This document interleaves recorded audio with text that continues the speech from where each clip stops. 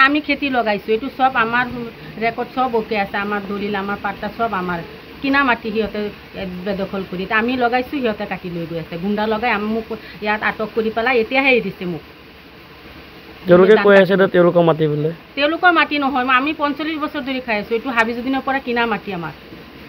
আপোনাৰ কিবা কাগজ পাতি আছে? আছে, সব ৰেকৰ্ড ওকে আছে। এটা অভিযোগ আছিল যোৱা বছৰ হেতে আপোনাৰ ধান কৰিছিল, আপোনাৰ জোৰজবস্তি সিহঁতে ধান লগাই দিছে। পুলিচে দৌৰাই থৈ যায়, আকৌ সিহঁত লাগি যায়। পুলিচে সিহঁতক মাতিলে থানাতো নাযায়। আৰু এইবেলে এইবাৰ আপোনাতে লগাইছে, সেইফালে হেতে কাটি লৈ গৈ আছে বুলি এটা আমি লগাইছো, আমি এইবাৰ আপোনাতে লগাইছে। মানে এইবাৰ আপোনালোকে লগাইছে, তেওঁলোকে কাটি নিছে। যোৱাবাৰ আমি লগাইছো, কোনে কৈছে সিহঁতে লগাইছে? যোৱাবাৰ হেতে জোৰজবস্তি কৰিছে, কিন্তু নোৱাৰিলে সিহঁত। এইবাৰ খেতি কোনে কৰিছে? এইবাৰ আমি লগাইছো। যেতিয়া আপোনালোকে খেতি লগাইছিল তেওঁলোকে বাধা দিয়া নাছিল? বাধা দিছিলে, বাধা দিছিলে।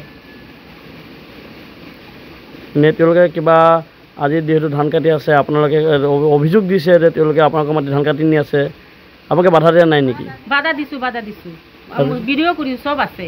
আমাক জাল আকুটিৰ দৌৰাই আহিছে, মাৰিব। আমি পাৰিম, গুণ্ডা সিহঁত ৰাধাগাড়ীৰ পৰা গুণ্ডা আনিছে। ৰাধাগাড়ী গুণ্ডা এইবিলাক। নাম ৰুহুল আমিন, মোৰ ঘৰ নগাঁও জিলাৰ ঢিংটানৰ অন্তৰ্গত চালনবাৰী গাঁৱত। মই চালনবাৰী কিচামতৰ 1974 চনত 1 বিঘা মাটি কিনিছিলোঁ, আৰু 1 বিঘা 4 কটা মাটি কিনিছিলোঁ চাবিদিনৰ পৰা, আৰু 1 বিঘা মাটি কিনিছোঁ 92 চনত, 1992 চনত হাবিজুদ্দিনৰ পৰা। এই মাটিটো তেতিয়াৰ পৰা মই খাইছোঁ। এই মাটিটোত মই এইবাৰ ধান খেতি লগাইছোঁ। ধান খেতি লগোৱাৰ পিছত চাইফুলৰ নেতৃত্বত গুণ্ডা বাহিনী লৈ প্ৰায় 15-20 জন মানুহে ৰাধাৰীৰ পৰা গুণ্ডা নিছে, আনি ধান কাটিছে। আৰু এই বিষয়ে মই আহোমগাঁও আৰক্ষী পহৰা চকীত মই গৈছোঁ, আৰু আহোমগাঁও পহৰা চকীটো মোৰ খেতিৰ পৰা প্ৰায় 3 কিলোমিটাৰ দূৰত। ৰাতিপুৱা 5টা বজাত 5:30 বজাত মই গৈছোঁ থানাত, কিন্তু থানাৰ পৰা কোনো সঁহাৰি পোৱা নাই। আৰু এইসকল হৈছে গুণ্ডা বাহিনী। এওঁলোকে তাত গ'লে দা জোং লাগুটি লৈ মোক মাৰিবলৈ আৰু প্ৰাণে মাৰা ভাবুকি দিয়ে।